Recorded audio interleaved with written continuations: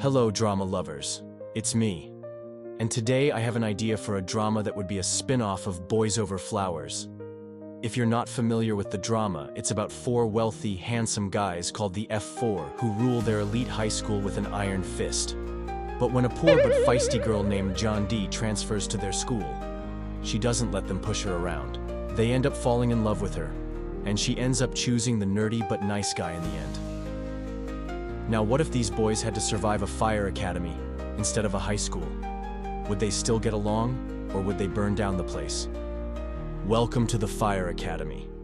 Get ready for some hot action. The story starts with a flashback to 4 years earlier at an elite high school. The most popular guys in school, Yoon, Ji-hoo, So Yi-jung, and Choi Hana, aka the F4, are hanging out as usual. They watch as a new student, Kang Dan-yi, enters the classroom. She's wearing a firefighter's coat over her uniform, and she seems different from the other students.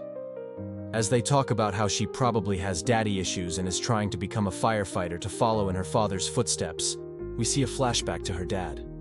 He was a firefighter who died on the job saving people from a building on fire. Her mother lost her firefighter husband and then miscarried soon after, so she never knew her sibling. Now back in the present, her classmates say hurtful things to her like, "Hey, isn't your dad the one who died while trying to save those people? What a shame." Then the F4 all stand up and tell the class to stop bullying her. The next day, they walk past her locker and see that it's covered with Post-its. They peel off one and it says, "Why did you protect me?" They find her in the bathroom and Ji-hoo tells her, "You don't have to become a firefighter just because your dad wanted you to. You can be with us instead." But Dan-I replies, "I'm going to become a firefighter no matter what." She leaves and bumps into her homeroom teacher, who says, "Hey, you're the daughter of the late hero firefighter Kang-do, right? If you want to become a firefighter, then you better start showing us your amazing skills." Later that day, we see her training hard in the girls' bathroom, practicing hose drills. The F4 walk in on her and are impressed by her dedication. They ask her to go out with them and she agrees. Meanwhile, we're introduced to the Fire Academy. It's a prestigious school where only the best go. And this year, the admission rate is 0.5%. At the entrance ceremony, we see that there are way more men than women. We then cut to the main character, Dan-wai, arriving at the academy. She's shocked to see that there are so few women and asks if this is some kind of joke. One of the male students speaks up and says, "It's true that this academy is full of guys, but now you're here, so it's 0.6% women." They all laugh, except for a mysterious female student in the front row who just stares at Dan-I. The instructor walks onto the stage and tells the students that the reason there are so few female firefighters is because the work is too dangerous for them. "But we will prove everyone wrong," he says. The camera pans to Dan-I, who looks determined. During introductions, we meet the F4, who all have impressive firefighting backgrounds. There's Yoon, whose family owns the biggest fire equipment company in the country. He's strong and dedicated, but his biggest dream is to one day open a barbecue restaurant. Next is Ji-hoo. He's the son of a politician and has been receiving special treatment since birth. Because of this, he has a complex about being underestimated. So Yi-jung is next.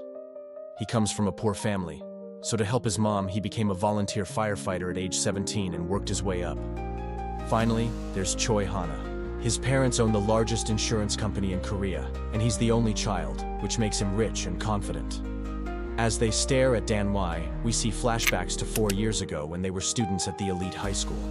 One day, the principal calls the F4 into his office and tells them that he wants them to graduate from the Fire Academy. The four of them look reluctant, but agree to do it.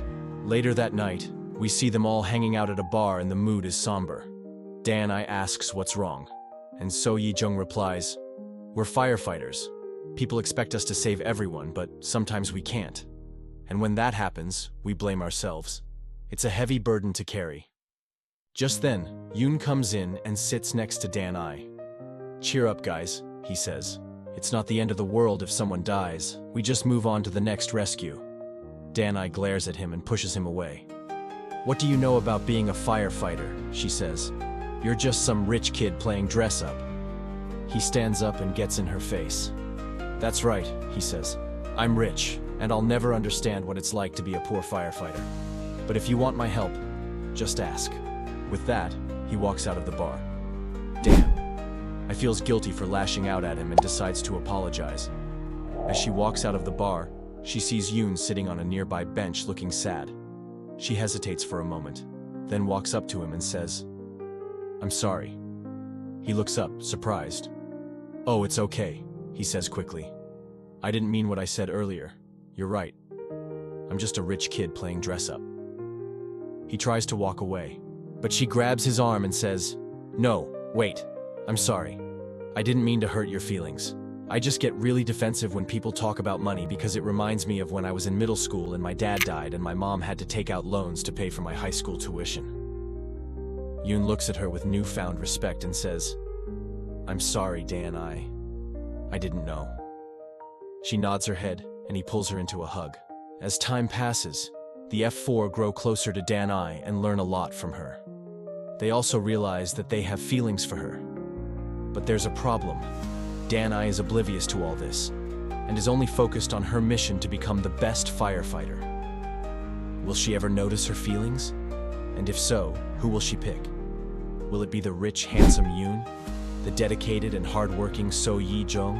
The charming and charismatic Ji-hoo? Or maybe even the mysterious guy we haven't met yet? Let me know what you think in the comments below, and make sure to subscribe so you don't miss any of my videos. Thanks for watching, and I'll see you next time.